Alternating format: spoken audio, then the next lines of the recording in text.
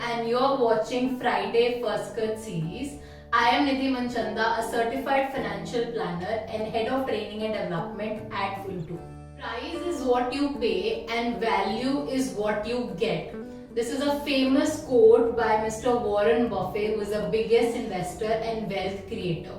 So in today's video, we'll be discussing about the most important aspect of investment activity, that is value investing.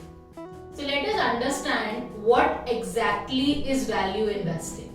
Value investing is a strategy of selecting stocks which are trading at a value lower than their intrinsic value. In simple words, we can say that these stocks are available in the market at a price lesser than their fair market value.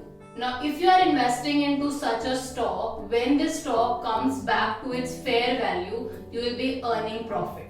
Thus, if you are planning to invest into the stock market, then one of the ways to shortlist stocks is to find out the undervalued stocks, the stocks which are trading at the lesser price than their fair market value.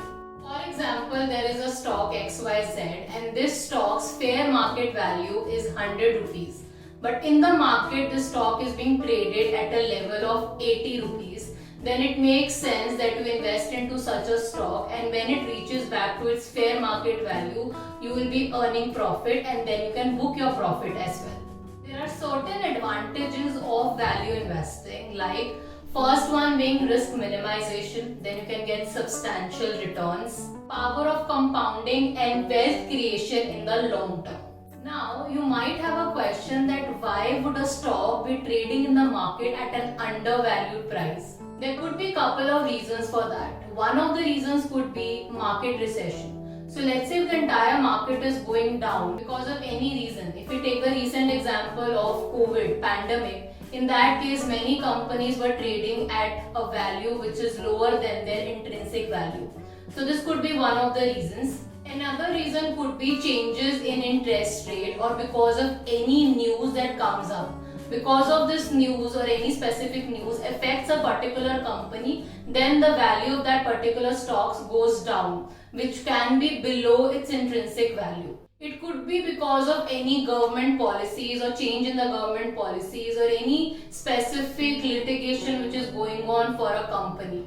Apart from all this, there could also be certain internal factors affecting this, such as change in management, mergers, acquisitions, etc. So there could be any reason because of which a company is trading at a value below its fair market value.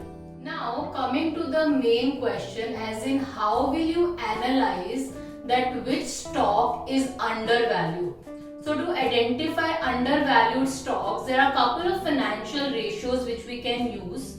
The first one being PE ratio, that is price to earning ratio. It signifies the relationship between the market price of the share with the company's earnings. We have already made a detailed video on PE ratio, so if you want to check that out, the link will be in the description box. Another ratio that you can look out is PB ratio, that is price to book value ratio. It signifies the per unit book value of a company's assets. Another ratio, which is the third ratio that you can check, is price to earning growth ratio, which is also known as PEG ratio, and it determines the stock value not only based on the past performances but also on the expected earnings. Another thing that you can analyze to find out an undervalued stock is to find out and analyze the earnings of the company and also discounted cash flow of company's financials.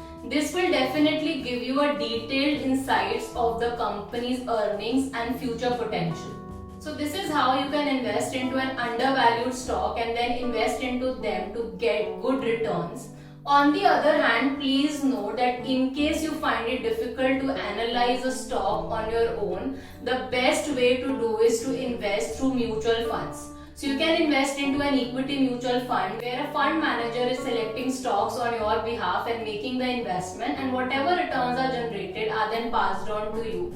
So it will be a safer option for you to invest and you will not have to do any research of your own. I hope the concept of value investing is now clear, so you can actually identify the stocks yourself, or like I said, you can opt for a mutual fund route to make an investment into equity markets.